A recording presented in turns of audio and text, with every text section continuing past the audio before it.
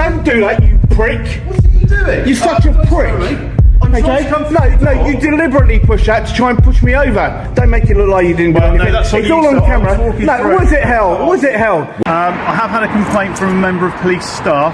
Well, first of all, could you identify yourself for me? Yes, certainly. My name's Sergeant 1789 Pope. I'm the duty sergeant on today. Got no issue with your video. That said, I'd ask you not to video inside there, members of police staff.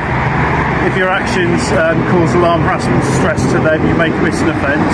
Okay, right. Well, just so you know, that is a public area, okay, and I'm well within my rights to be in there and filming. Okay. Sir, I'm not saying you are. I'm saying if your actions cause alarm, harassment, distress. Okay. Members of the you listen. As an officer, okay, please you listen, can't sir, be alarmed and distressed. Actually, we can. No, you cannot. You need to look at case law, and you will actually see that you cannot be alarm and distress right in your actual officer's that's the duty. Case law of RV Oram. That's not in relation to what we're doing now. I'm talking about police staff, not police officers. Okay. Sir, I'm talking about police staff, not police officers.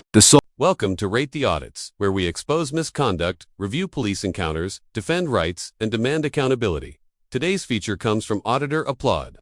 Be sure to check the link below. Subscribe to his channel, and give him the credit he deserves.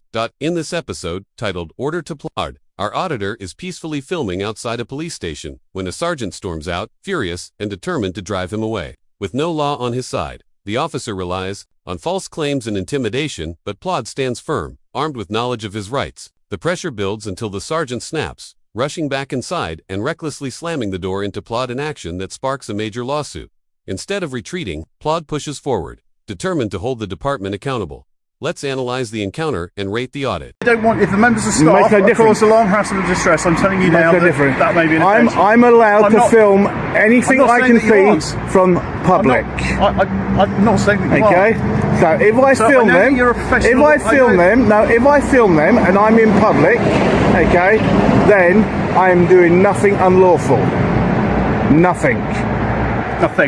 Okay, correct. Right, so if you cause alarm, harassment, and distress through your actions, okay, then you commit an offence on Section 5 of the Public Order Act. Section 5? Okay, so have you got a member of the public that's a complainant? I'm not saying that you've done that yet, and I'm not saying, I'm just advising you. I've got no problem with you videoing here. Well, have you got a member of the public that's a complainant? Well, police staff is not a member of the public. No, they are not. Not when they're actually working. They are? Not when they're working, sir. You need to actually justify that. They are police staff and they're in an office of duty. The sergeant tries a new tactic, warning Applaud that filming inside the station could amount to harassment, alarm, or distress if it affects police staff. At first glance, it sounds like a serious claim, but Applaud calls it out instantly. Officers can't claim harassment simply for being filmed while performing their duties. And the same principle applies to staff. While staff aren't sworn officers, they are still public servants employed within a policing environment. That distinction matters because the threshold for harassment in this setting should be higher, not lower, than for an ordinary member of the public. Otherwise, every aspect of policing could be shielded from scrutiny. If filming staff in a public-facing role were enough to trigger harassment laws, it would create a loophole wide enough to shut down accountability altogether, silencing the very oversight that keeps power in check. So you need to actually rectify that. So I would ask you, very politely, okay, not to video the staff. If you want to video us, that's fine. You're more than happy to do so. No, I will video the staff if they're actually in the if I do get a complaint, so then you may be dealt with under that matter, okay? Well, and that's it. That's the end of it. Just remember, it will be completely unlawful. It will be completely unlawful. Okay, but also, can I just mention to you as well, can you tell me why you didn't actually tell me that you put your body camera on, sir? Okay. I apologise for that. My body camera's on. Is there a reason why you didn't tell me you were videoing me? I don't need to. Okay. Under your actual code of ethics. Thank you very much for your time, sir. So yes, go on. Under my code of ethics. Under your code of ethics, under section 3.5, okay, you're meant 3.5 what? 3.5 of your code of ethics. Sir, there's no such thing as 3.5. Yes, there is, sir. You need to actually look at it, okay? It actually states that a member of the public must be informed at the first possible moment when you actually turn your body camera on. When Applaud calmly explains that he is doing nothing wrong by filming in public, the sergeant shifts gears and leans on a classic intimidation tactic, citing Section 5 of the Public Order Act, 1986. He warns that if the filming causes harassment, alarm, or distress, then it could amount to a criminal offense. On the surface, this sounds authoritative, but it deliberately misrepresents the law. Section 5 doesn't criminalize mere discomfort.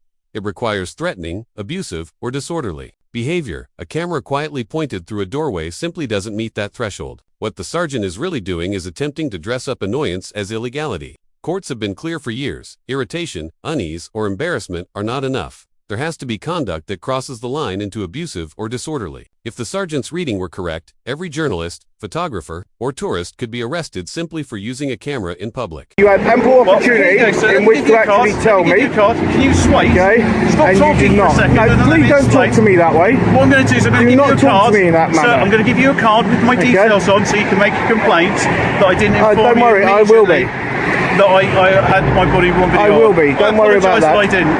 I was more concerned with your actions at the time. But What, my actions? What, filming in public?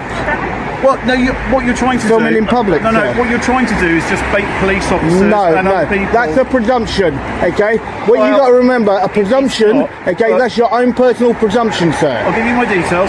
Okay, your own personal presumption, and your own personal presumption So is I'm not gonna argue law. with you.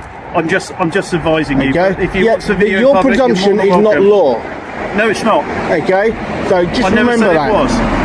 Okay, So so don't tell me that I'm trying to bait police officers. You are? No, I would have gladly have had a nice conversation with you, sir, if you would have approached me in a different manner. Never intending that at all. Really?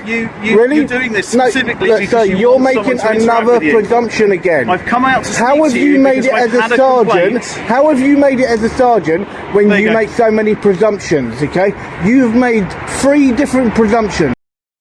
When Plod notices the sergeant's body-worn camera is running, he asks the obvious question, "Why didn't you tell me you were filming?" It's a fair and reasonable challenge, because police officers are expected to be transparent whenever they record members of the public. The sergeant's response, however, is almost laughable. "Why didn't you tell me you were filming?" The distinction is crystal clear. Members of the public have no obligation to announce that they are recording. Police officers, by contrast, operate under professional standards that require openness. Plod presses further, pointing out that officers are bound by the College of Policing's Code of Ethics, where transparency is listed as a core principle. The sergeant attempts to brush it aside, insisting there's no such thing, but that excuse simply doesn't hold up. The official guidance is explicit. Officers must be open and honest when recording. Because their footage is not casual, it becomes part of policing and potential evidence. If that was the case, I can make a presumption I'm on ending you this and conversation say, now. right, Thank you're you in for your time, uniform, sir. I okay? appreciate Are you that. telling me Bye-bye. that you're going to murder someone next? Okay, is that what it is? Okay, so I can make a presumption, okay, on you, okay, and this is Goodbye, only sir. using it Thank as you. an example. So are you telling me then I that say you so. would actually murder someone else? Would you, sir? Don't do that, you prick! What are you doing? You're such a I'm prick. sorry. I'm trying Okay? to come through No, the no, door. you deliberately push that to try and push me over. Okay? And don't make it look like you weren't. Please don't shout at me in the inquiry. I'm not shouting, Are sir. you here for a legitimate reason? Okay? Are you here for a legitimate reason? Well, what I'm here to see, okay, I will Are go you and here see. for a legitimate reason? Do you Yes, need I to am speak here to for an a officer? legitimate reason. Do you need Yes, to I am. speak to someone? Would Yes. you like to tell me what that is? Okay? And I'll get an officer to Not come you, speak to you. it's your actual inspector I would like to see. But he's not here at the moment, but I can Okay. give you the details on how you can contact him. Yep, if you could. Okay, because that Yeah, was if you completely out of contact- order. If you contact 101, No, I'm not doing it via 101, well, if you want to okay? speak to I will somebody actually do it in office, here. They'll take the details Okay? for you. And that I will do. Okay. Okay, but you are absolutely out of order for what you just done. Don't make it look like you didn't do Well, no, anything. that's what It's you all said. on I was camera. walking No, through. was it hell? Was it hell? When Plod spots the sergeant's body-worn camera running, he raises the obvious question, "Why didn't you tell me you were filming?" It's a perfectly fair challenge, because officers are expected to be transparent whenever they record members of the public. The sergeant's reply, however, is almost laughable. "Why didn't you tell me you were filming?" The difference could not be clearer. Members of the public have no duty whatsoever to announce when they are recording. Police officers, on the other hand, operate under professional standards that demand openness. Plod presses the point further, explaining that officers are bound by the College of Policing's Code of Ethics, which explicitly makes transparency a core principle of professional conduct. The sergeant denies it flatly, insisting there's no such thing. But that response doesn't hold water. The official guidance is crystal clear. Officers must be open and honest when recording. Because their footage isn't casual content, it becomes part of official policing and may later serve as critical evidence. At this stage, the sergeant shows his true colors. Lacking facts to back his position, he falls back on pure assumption, claiming again and again that Plod is only there to bait officers. But that kind of statement is not evidence, it's mere opinion. An opinion has no legitimate place in policing decisions. The reality is simple. Plod was filming in public, which is entirely lawful. The role of a sergeant isn't to guess motives or throw accusations. It's to apply the law properly and fairly. Absolutely talk out your arse. Sir, if you keep swearing at me and you keep being Arse is not swearing, abusive, sir. then I will ask Arse you is to not leave the swearing. station. Arse is Sir, not I'm going to swearing. ask you to leave the station if you carry on trying to Can you tell behave me? in this Can manner. you tell me whether or not that is swearing or not? Arse is not swearing. You're shouting at me. I'm You're not shouting I'm at not me. shouting. You are. I'm So not if you shouting. want to make your complaint, there's the inquiry office. I'm not shouting. I'm more than happy to do so. If you have no legitimate reason to be Okay. here, I will I have ask a you to leave. legitimate reason. Okay. What's your legitimate reason? Well, I'm waiting for you to go, and then I'll go in there. Okay. Thank you very much. Okay. Well, I'll wait for you to go. Thank you. Okay. Because you are absolutely out of order. Sir, there's no point following me in. I'm not following you in through that door. I'm not following you in Sir, through that door. go sit No, down, I want please. you to go, and then I'll carry on with my business. Okay. And I've already told you that 3 times. As soon as you go, I will carry on with my business. You're just being argumentative unnecessarily. No, you tried to push me over. I didn't. Yes, you did. It's all on camera, so don't worry about it. It's all on camera. Yep, and I will be getting a copy of those. I'm sure you will, sir. You have a nice Okay. day. Thank you for your time. Right? Thankfully, Just a quick thing for you, just to give you a quick update on this, is you've got this sergeant here at Poole Police Station that where you'll hear him make a number of different presumptions about myself and so on and so forth, and then we go into the building. He goes through the actual turnstile door in front of me, he pushes it really fast, the door behind me slams into the back of me, and then he tries to act like nothing actually happened, and from their own camera footage it's actually come out, it was full on assault is what it actually was, because it was deliberately done, and basically they've offered £1,250 which has been declined. I'm not interested in that, and basically so we're going to push through and actually hopefully get this type of copper that should not be on our streets in the UK or anywhere else, and hopefully go. This is the moment the sergeant lost control. As he re-entered the station through the revolving door, Plod followed a few steps behind. Instead of walking away, the sergeant suddenly slammed the door to a stop, sending the panel crashing into Plod. That wasn't an accident. It was frustration turned physical. A senior officer using a door as a weapon against a man lawfully filming is as petty and unprofessional as it gets. When Plod confronted him, the sergeant denied it outright. But the footage doesn't lie.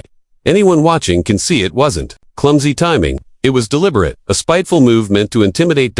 And that single act backfired badly. Once the clip became evidence in a lawsuit, there was no way to explain it away. Every frame showed intent, and no denial could erase it. Plod's update confirmed the lawsuit succeeded, forcing accountability as the sergeant faced discipline, exposure, and lasting public embarrassment. In his update video, Plod explained that the incident wasn't just caught on his own camera, but also on the station's internal CCTV. That footage made the situation undeniable. What might have been brushed off as a misunderstanding was formally classed as full-on assault because the act was deliberate. Faced with that evidence, the force tried to sweep the matter under the rug, quietly offering Plod £1,250 to settle, but Plod refused. This case was never about a quick payout. It was about accountability. He's taking it to court. If the claim goes to trial, the financial award could climb significantly higher, anywhere from £5,000 to £15,000, depending on how the judge views the severity. Yet the real stakes go far beyond money. A court ruling would be public, marked unlawful, and could spark disciplinary proceedings against the sergeant. That means potential demotion, loss of position, or even dismissal from the job entirely. For a man in a leadership role, that's career-ending territory. Looking back over the whole encounter, the failures are glaring. The sergeant leaned on false claims about harassment laws, dismissed the College of Policing's code of ethics when challenged, and relied on baseless assumptions, accusing Plod of being there purely to bait officers. At no point did he ground his actions in evidence or law. It was intimidation, presumption, and ego guiding his every move. And then came the moment that sealed his downfall, the revolving door. That petty, spiteful act escalated the situation beyond recovery. What should have been just another failed attempt to shoo away a cameraman became a recorded assault inside a police station. Once that was on tape, the case could never disappear quietly. This episode demonstrates the danger when senior officers abandon training and let frustration take over. The sergeant didn't simply mishandle the situation, he created his own. Undoing from bogus legal threats to physical retaliation, he showed the public exactly how not to police, because Plod refused to settle. Those failures will now be tested under the full weight of the courts. That's it for today's video. like, comment, and subscribe, and check out Plod's channel in the description.